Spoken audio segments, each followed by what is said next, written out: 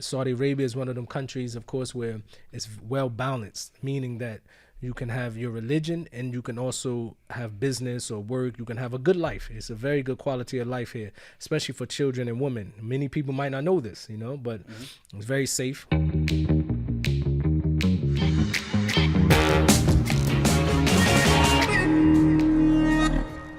Hello and welcome to the Mayman Show. We are coming to you from our studios in Riyadh, Saudi Arabia, and be sure to tune into our social media platforms on Instagram, Twitter, and our playlist on YouTube for more updates on the Mayman Show. Today we have a very special guest with us. We have Mutah, Napoleon, Beale. Thank you very much for being with us. Thanks for having me, bro. Yeah, I mean, I had to, add the Napoleon part because of your background in the music industry. For sure. And thanks for being with us. Nah, the pleasure's mine, bro. Yeah, it's been a long time coming. All right. So Mutah, you've been here quite a while, and you've recently wrote a book about your life experiences. Tell us a little bit about the book. Well, Bismillah, salatu wassalam ala Rasulullah Muhammad sallallahu alaihi wasallam. The book is basically written by a good friend of mine, Suleiman Jenkins, who was he was a professor at the King Fahad Petroleum University in Dammam, I believe it is. Yeah. He's a good friend of mine, originally from Brooklyn, been living in Saudi Arabia for over 20 years. He's back in the USA now. Right. So the book came about where I made a post on my Instagram page, and one of the comments was from like someone from Europe, and they said, "Why don't you write a book about your life?" All right. And Suleiman read the comment, and he's a writer. He's one of the few who, I believe, Oxford University accepted some of his writings in the past, one of the few. So when he hit me up, he was like, "Look, bro, let me write your book, this and this and that." I was like, I tried before. I had someone in LA that tried to write. It didn't go well, so maybe my story is boring. I really wasn't excited. And then he said, "Give me a chance." So he sent me the first few pages, and when I read it, I was like, "This is how you write a book," Right. So I was very excited to work with him because he was able, most rappers, for example, when they write books about their life, it's almost like an extensive chapters of rap music. Cuss words, full of drama. But the way Suleiman written the book, it was almost like I didn't think that the book can be written in this style because of my background. I thought we almost have to go straight into the nitty gritty of the outlaws and street life, but he did it in a way where it doesn't matter if you're from America, Arabia, Africa, Asia, you never seen the ghetto in your life, you will feel this book the way he written the book. It touches everybody. So yeah, we made it happen. All right. So what was the post about that caught everybody's attention to write this book? I think it might have been like a throwback. Me talking about one of my crazy days in America, like maybe my brother getting shot or something like that, and they was like, "You need a book about your life." Okay. Yes. And then the verses that he gave you to look at, which convinced you to, for him to pursue writing this book. What was it about? He's an educator, so he did it from a standpoint of view where it was almost like I'm able to tell my story from the gritty, raw side of my life, but he was able to beautify it with the correct words and things like that. So I'm a writer. I'm good with words and poetry or rap, and he was good with words and writing, and put them together in a way where, no matter, like I said, you can be an old man from England, 80 years old, and read the book, and you will be able to feel it. And this is true. He sent it to one of his old professors, and he was like, "I never knew anything about this life, but it made me feel like reading the book as I was there, as if I was there." So what was the context of what he gave you? The context where he started the book off about the death of my parents, of course, and then he went into details about the environment that I was living in at the particular time of my life. It was called Irvington, New Jersey. It was once one of the nice neighborhoods. So he gave the history of when it turned to the ghetto. When the crack era hit in the early 80s, that's when crime started to come around. So when I'm growing up in this neighborhood, I'm thinking this is the norm. So I'm learning that my neighborhood hasn't always been this way. It was a very good, an influential neighborhood at one particular time, middle class, So, and he also bring up the, from a standpoint of view where it's just amazing. People got to get the book. They got to get the book, and they got to check it out. So lots of parts in the U.S. were going through an urban decay in the 80s. There were once respectable neighborhoods in the 70s and 60s, and when the 80s hit around, there was an urban decay in these areas. And it's really from the crack epidemic. If you look at the history of places once the crack hit these cities, No one knew what this drug was, so it Okay. destroyed the people. It made poverty come, and it made people overnight become rich because people start selling it. And once the people got addicted to it, deteriorated everything from their mindset, from their health. Yeah. It just really destroyed the community. The Black and Latin American communities was destroyed because of this. You know, yes. So, okay, so you're telling everybody that they have to get the book to read it. Well, you know, if you had to give us a synopsis in your own words, what's the book Synopsis, about? the book is about, the book is about, so in my own words, the book is about, after I witnessed my parents get murdered in front of me, I was able to be, I was fortunate enough to be raised with my grandparents, my father parents. Even though my mother parents, they from Puerto Rico, Cuba, I would go spend some days there, but my main home was with my father, mother and father, his parents. And so growing up in this environment, from a very young age, when I was 13 years old, I tried to sell crack. My first stint with the law, I was about 12, 13 years old, and I went on that block, and I had these drugs, these bottles of cocaine in my pocket, and the police came, and I ran into the store, and I tried to hide it into the freezer where they sell the ice cream. Yeah, get rid of the evidence. Get rid of the evidence. And I walked outside, and I was arrogant because I thought I'd outsmart the police for a 13-year-old kid, and I didn't know that one of the crack valves slipped in my pocket. So when the cop, still pushed me against the wall, and he patted me, he put it out, and I was shocked. He found the drugs and smacked me in the back of the head and took me in a police car, and he scolded me. He could have put me in jail. He was like, you know what? Because I think you might have a bright future, I'm not going to put this on your record. I'm going to call your grandparents. They're going to come get you out of this prison, but this cell, but I never want to see you again. Okay. So that was the beginning of me leaving that cell, and that was the beginning of me saying, wait, I want to do something different. My brothers and my cousins, my friends are selling drugs. I don't really want that. You know what I mean? What can I do that they can't do? And that's when I got into poetry. Okay. I started writing raps, and I started going to these drug dealers, believe it or not, and they would say, we heard you have talent. They was the first one to give me money to rap. Okay. So when I was 14 years old, I said, well, maybe I can have a career out of this. Not knowing a few years later from a childhood friend, Gaddafi, Yafeyo was his name, but his rap name was Gaddafi. Yeah. He was the Outlaws. Yeah, from the Outlaws. He was the half brother of Tupac Shakur. Yeah. I ran into him. I meet Tupac, and it was history. So the book talk about this and how I met Tupac, and then my days in Death Row Records, selling millions of records, and then the death of Tupac, and then me going through a stage in my life where, I become very intoxicated every single day of my life until I found Islam. So that's synopsis of the book. All right. So why wait all this time to write this book? I think, for me, I just really, as I mentioned, it was one guy who written the book for me in the past, and we put it on Amazon, and it was poorly written. And this happened maybe about 16 years ago. Okay. So I was turned off. I said, you know what, he tried, he was an older guy. I don't think he really understand the environment that I was going through. So I just left the book, and I said, you know what, I tried it failed. I don't want to tell my story again. So that's why it took some time. But people don't know it. Before the book, I put a documentary out. Okay. Well, Yeah, the documentary was on, I believe we have it on Amazon Prime. It's called Life of an Outlaw. So I really thought, because I did the book, the documentary, there's no need for the book. But of course, a documentary is 1 hour, so you can't really go into details. Yeah, of course. So the book was it allowed me to go in details with a lot of events, all right. And so the person who wrote your book, I'm assuming is also a bit older than you. And So he actually younger than me. yeah. He's, I think he a few years younger than me, but, the good part about Suleiman Jenkins is that he's from Brooklyn, from the hood. All right. Well, I assumed wrong. Yeah, he's from the hood, but his mother made sure, like, we come from the same environments, but it's about choices. My grandmother was old, so she couldn't really have a hand on me and my brothers. But his mother knew what was outside on the streets, so his mother made sure that education was very important for him. He went to the best schools around America, the best boarding schools, to the point where he was at King, Fahad Petroleum. Now he's at John Hopkins.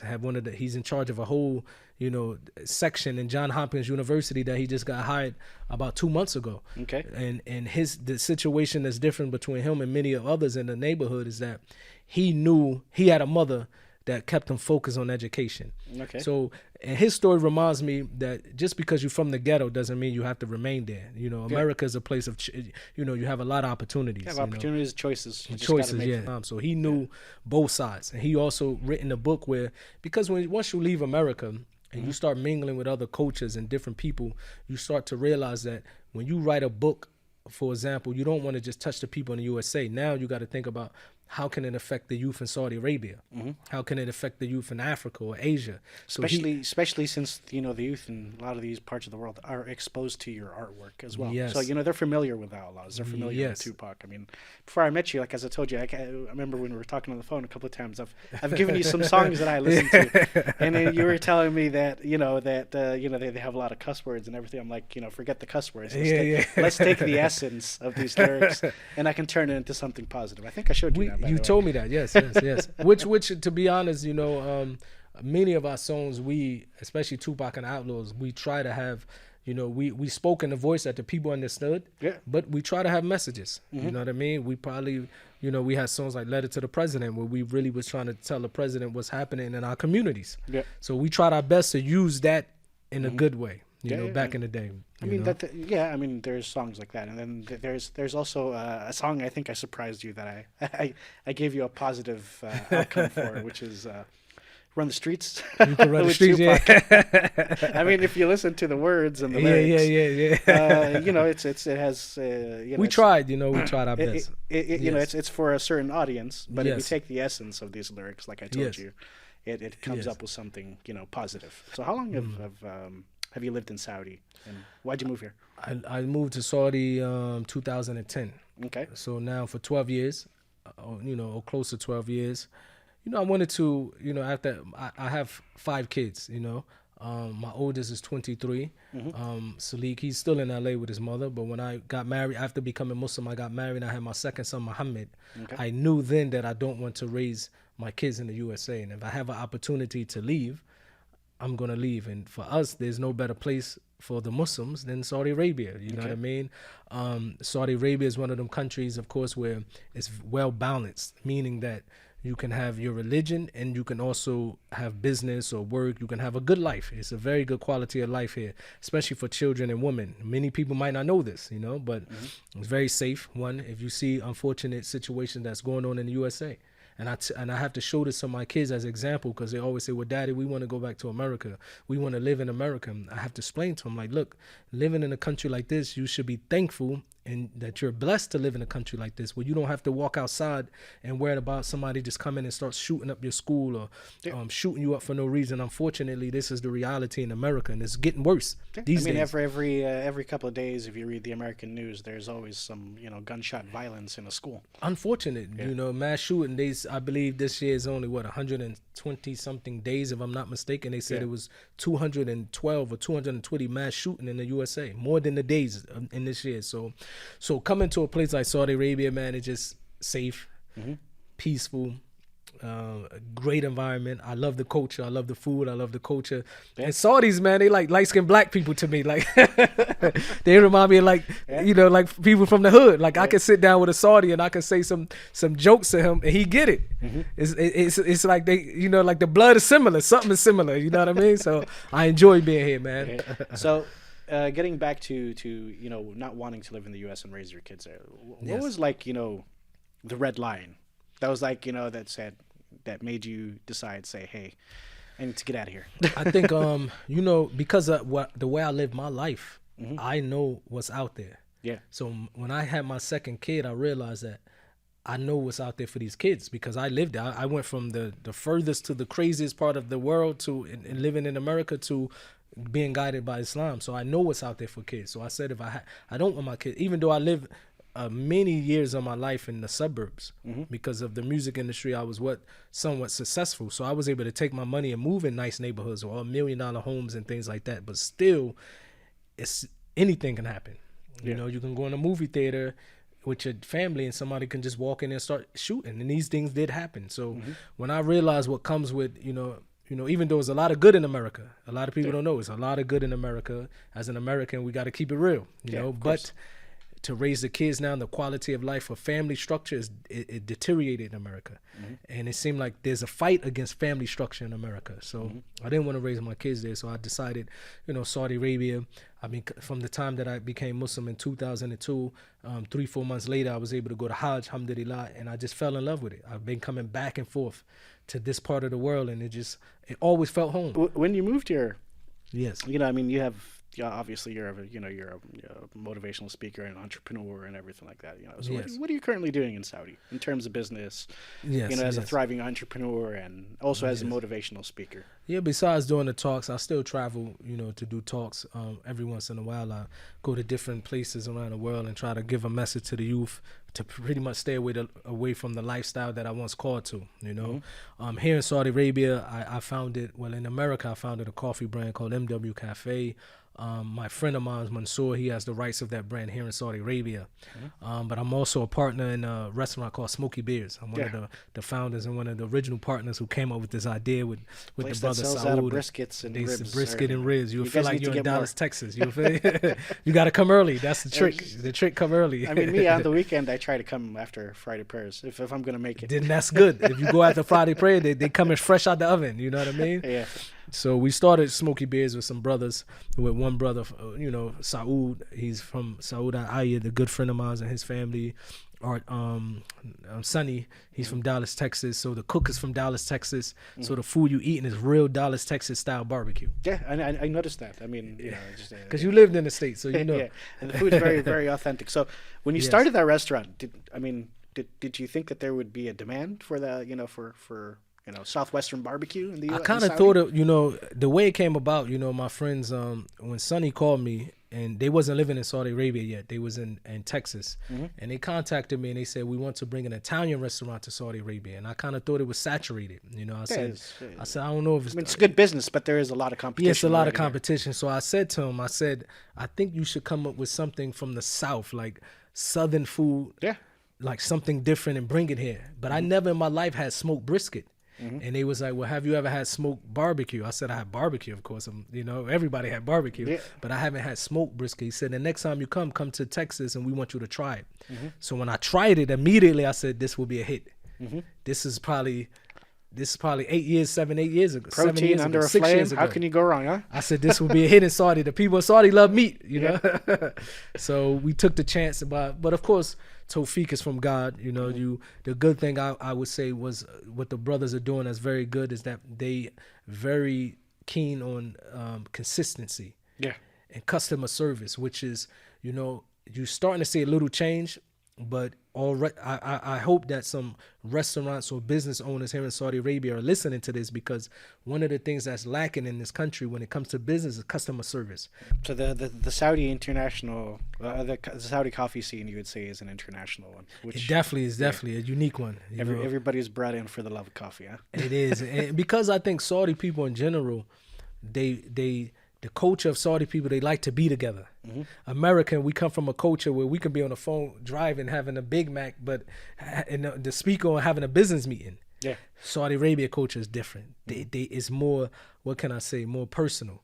Yeah. And I remember when I first moved here, it was difficult for me to understand, but I appreciate it. In America, for example, if somebody want to talk a business, we busy. We say, okay, let's just have a business call and let's talk business. Saudi Arabia, they like to see you face to face, and it's always over food or drink. So it makes it more, you know what I mean? It gives it more of an intimate context. Yes, right? it's more intimate in the culture. So coffee business here it's part of the culture. Yeah. Well, let's get into poetry night. So you're telling me Hudhaifa was one who came to talk to you about starting this concept, and Yes.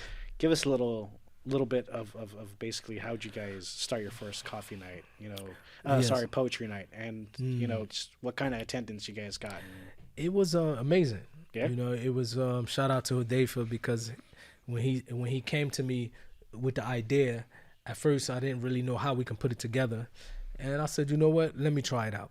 And believe it or not, the next poetry night I was on the mic doing poetry. I was able, because every once in a while I write poetry, so I went back into doing some poetry. But it was good, because even the poetry night, the first night was packed. Yeah. Like how many people attended? I would say the first night, I could be mistaken, but I would say at least 30 people, 40 people came just for that. And it's not like it's big space. It's a coffee shop. Yeah, it's a coffee shop. So 30, 40 people that came just for the poetry night. It was good. There was a video you had on social media, which I thought was pretty explanatory of just your thought process and your background. Yes. About how an incident with your father being shot by a member of the Nation of Islam, if I'm not mistaken. Yes. How did that basically, shape your thought process, and how did that affect you? When I was 3 years old, I got shot in the foot. Well, a bullet skinned my foot. It hit my foot, but it didn't enter. I was in a house with my two brothers. I'm the middle child. I had my brother Mooney and my youngest brother Camille. So the person that killed my mother and father, he was considered a best friend of my father. He used to call my grandmother mama. Like, that's how he grew up with us. But to be clear, it wasn't as if it was a hit from the Nation of Islam, because I think some people might have thought that. But because they was affiliated with the Nation of Islam, which, for those who don't know, the Nation of Islam is a group of people that say Allah's a black man and white people are devils, and we don't believe this in Islam. You know what I mean? Malcolm X changed that. Malcolm X changed that, alhamdulillah, thank God. So it was affiliation with these people that my grandmother used to tell me as a kid growing up, Muslims killed your parents, because my family is Christian. My grandmother was Christian. They raised my father to be a Christian. My mother was raised to be a Christian, but both of my parents converted to Islam. Okay. My mother converted to Islam. My father converted to Islam. They was once part of the Nation of Islam, but when Malcolm X went to Hajj, they became Muslim. Okay. But my grandparents, and they never really understood Islam back then, so they never agreed with my parents becoming Muslim, especially my mother's mother, you know what I mean, and things like that. Because Latino people, my mother's Puerto Rican, Latino people are very strong on Catholicism. Yeah, Boricua. Bro, you know a lot. So they didn't really understand it. So my grandmother used to tell me, Muslims killed your mother and father. These people. So I grew up thinking this, the Muslims, I keep hearing this. So I used to hate Islam. I used to say I would never be a Muslim. I hate Muslims. I hate Islam. Out of my ignorance, I used to say I want nothing to do with Islam, nothing to do with a Muslim. Let's talk about your days with Outlaws. Your days with Tupac Shakur and the Outlaws and everything. So, Yes. How did you guys meet Tupac, basically? And how do you sponsor you guys? Because I remember you telling me before we started recording that, your book also has, verses and chapters that talk about this experience. Yeah, my book, we go into details, the crazy part, when I was going over my book and we was doing like an audio version of one of the chapters, we wanted to do it. And it was a chapter about Tupac and how he died. I had to take a minute away. I had to stop, because I think that was my first time. I used to block this scene out, the death of Tupac and what he went through. I never really gave it any thought. Purposely, I used to put it in the back of my head so I don't have to face it. Suppress it. Yeah, until I read the book, and it just it hit me. And I broke down crying, bro. Believe it or not, years later, because I was able to see the scene of my friend. And people might say, well, how is he saying 20 years later he died as a non-Muslim? I wish he had Islam. That's sad. That makes me sad, from the beginning, where you're like, man, I wish my friend had Islam. If he knew about this life, you know what I mean? But his life ended tragically. Was his mom Muslim? I mean, I remember he had some aunties and uncles that were Muslim. because his name was Tupac Shakur. So she wasn't Muslim, but he had a lot of black Americans. She was a Black Panther. Black Panther. Like the person who raised him was Muslim. He has a lot of family members that are Muslim. So when I read that part, it touched me like it never touched me before, from a standpoint of view that I wish, how Allah guided me. I want my friends to see that, like Tupac and Gaddafi, they both passed away, but they wasn't able to see, another side of life, that you can enjoy life. You can, so it's sad, you know what I mean? And, we met Pac through, for example, Gaddafi. His name is Yafeo. His real name is Yafeo. His father was also in the Black Panthers. And his father just got released from maybe 40 years in prison now. The Black Panthers, they tried to do stuff for their neighborhoods. A lot of people don't know Black Panthers had white people in it. It wasn't based on racism. It was based on certain communities. It was based on certain community. It has a little political background against it. They was basically wanted to govern and police their own communities. They kept when the Black Panther was around, there was no drugs in the neighborhood. They was cleaning up drug dealers. They was giving out free. Mutah Shakur, Tupac's stepfather, was going around different neighborhoods, and he was getting people off of heroin. Using acupuncture. He went to China and learned how to get people off of alcohol, and they was giving out free food, free breakfasts. Not breakfasts. See, I'm from the hood, bro. Free breakfast. They was giving out free. On the show, it can be breakfasts, man. We started a new word, breakfasts. So they was giving out free breakfast, and he was. So it wasn't based on race. It was based on social, awareness and trying to help their communities. So you even had white people and Asian people that was down with them, But they did some things that, of course, landed them in trouble with the law. And they was about fighting back. They wasn't about sitting back and allowing police brutality. They would fight back, and unfortunately, a lot of them got sent away. So, Gaddafi's father was one of those members, one of the founder members of the Panthers back in the day with Mutah Shakur. So Gaddafi's mother and my cousin was friends, and so I met Gaddafi Yafeo, when I was maybe 10 years old, 11 years old, and his mother would take me to his house. They lived in another neighborhood, and I would spend some time with them. And I remember she's a very sweet woman, she cooked this good spaghetti. I used to love going over there, Yeah. And years went by, I haven't spoken to him. Now I'm a young teenager, 13, 14 years old, and I seen his mother at this particular time. I'm a rapper now. I'm writing.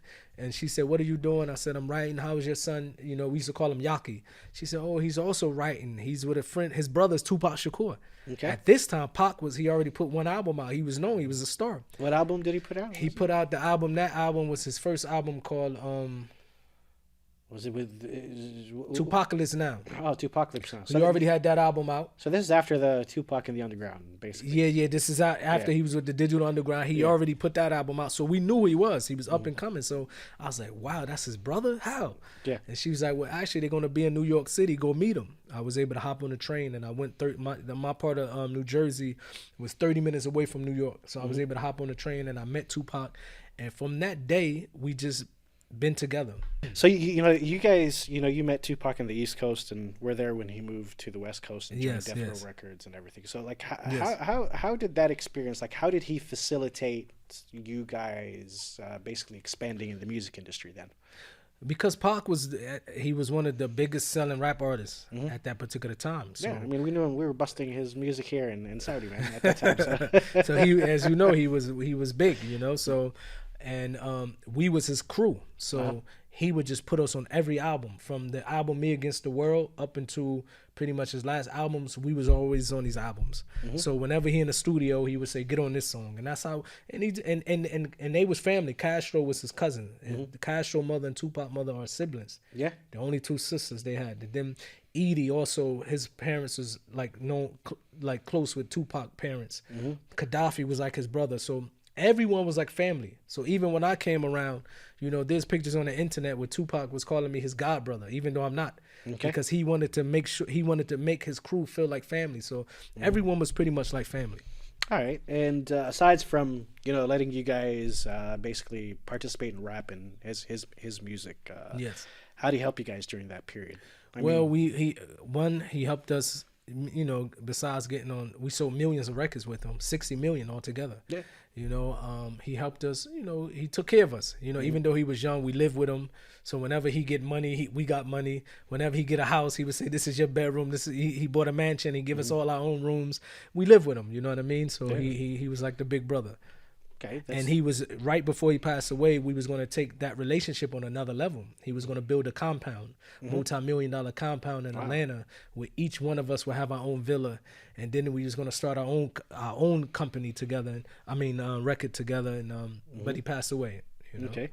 And what can you tell us about Tupac Shakur that nobody would know unless you're like somebody who's been close to him? What can we say? I think he was definitely misunderstood. You know what I mean? He was misunderstood because of the environment he went through and what he went through, being shot in New York, and it made him a bit like on edge. He came a bit out paranoid, a bit defensive. paranoid. But he did a lot of stuff that was good. You got to be honest. Like, for example, what he did for me, he didn't have to. He when my grandmother passed away, he paid for my grandmother's funeral. He sent his mother. He couldn't do it, so he sent his mother and his aunt paid for them and said, "Please go to Mutah grandmother's funeral and take care of everything." And this is the type of stuff he used to do. There was a girl, I believe, in Atlanta that got her face bitten up real bad and body by a Rottweiler, and he seen it on the news. He went to the hospital without the cameras, and he paid for her hospital bills. He visited her, and I believe even to this day that girl and her mother is friends with Tupac family. So these are things he used to do behind the scenes. Yeah. All right. Well, through that experience, what key takeaway that you think was a positive impact in your life? Let's put the religious aspects aside. Yes, right? yes, Because yes. you're not a music. Like obviously, Yes, music yes, and religion yes. don't go hand in hand. But I think Yes. that's where you found your poetry side as Yeah, I well. still got poetry. That's So, okay. what was the key positive takeaway for you? During that time.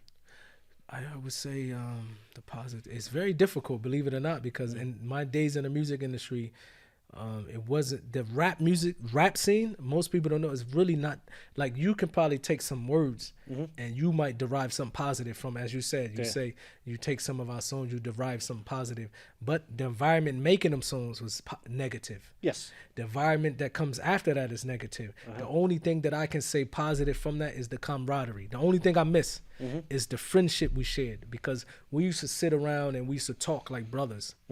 This was the best thing I got from the industry. Just the days of when it wasn't in the recording studio, when we just sitting down like a family eating and talking, and that friendship is what I miss. So like Death Row Records was one of the most famous, I mean it's probably the most infamous record label for gangster rap, but yes. Suge also had a reputation of basically not paying royalties to his Yeah, he talent. wasn't paying royalties. He wasn't for what they say, you know what I mean? Like I mean, I don't know. I'm asking you. I hear, even myself, I hear so many different stories, but when I was around, I seen everybody driving Rolls Royces, Snoop Dogg, Tupac, everybody living in mansions. For example, when people say Tupac didn't get his money, I like to be fair. Tupac was on death row for only 13 months, 14 months. A person don't really start receiving money until a year after the album release. Okay. The first check comes a year later. So Pac didn't really have a chance to even see anything because he died. So for example, if he was on death row in September and he died, let's say 13 months later, October the next year, and he put his album out in let's say January, for example. He had like two albums. He put two albums. He didn't really have time to recoup them. Because he put 2 albums out in 1 year. So who reaped the benefits? So later on, his mother was able to go to court and say, now that my son, I want to get this back. You know what I mean? So we got to be fair. Suge paid millions of dollars, got him out of jail. So, but will I say that even his mother got her full rights? I don't think so. Because the music industry is corrupt. So even if she got $10 million, she probably was owed $60 million. This is how, unfortunately, this is how the music industry is. So the context of Suge Knight not paying his talent is off balance, you think, a bit? I don't know. Because he spoiled them. You know what I mean? I mean, from your opinion. From my opinion, they was living like kings. Like, bro, they was having mansions, Rolls Royce, all the nice cars, the jewelry. Were there other artists for other labels getting this kind of treatment? He was the first doing this. Because that's from what I understood, is the same thing. He was the first when you saw people driving Rolls Royce, gangster rappers driving. He was the first one to bring that to now the rap is different. You have, because everything is digital. So a person can put something out and make 5, 10, 20 million just off of YouTube. The whole thing changed now. But when we was coming up, if you make $3-4 million as a rapper, you're the man. Or even if you make $1 million, now it's a different ball game. All right. I mean, I also remember he was getting, aside from getting rappers and everything, he was getting talent. Like MC Hammer was part of Death Row. Yeah, he was about to bring MC Hammer. Did you ever meet? MC Hammer's my man. I used to be around Hammer all the time. Yeah. What was it like? Hammer was being a around cool Hammer? dude. I mean, See, a lot of people think the funny thing about Hammer is because he had this "You Can't Touch Me" and he had this pop image. Can't touch this. But he actually fit perfect in Death Row. To quit. Yeah, but he was fit perfect with Death Row because MC Hammer he kind of had some gangster in him. Yeah. Yeah, people don't know that. So he was. I mean, he had some moves, but I didn't know he was gangster. But he come from Oakland. He come from the hood, so he kind of fit perfectly in Death Row at that particular time. And Pac loved him. I think Pac is the one that brought him to Death Row. Okay, but I think that's what is kind of interesting. So we talk about so MC Hammer is from Oakland, California. Yes. But yet he had the pop music, yes. rapport, let's say. Yes. And then you had Run DMC, who is getting releasing rap music that you can dance to. And they one of the originals, the original rappers that ever came out. Run so they took the industry to the next level. Yes. So what would be a song you're like, okay, so this I can't do now, but if I rephrase it into something a bit cleaner, maybe a lot of songs. Yeah, I think, but I would definitely have to edit some of the lyrics and take out and put this one and put this.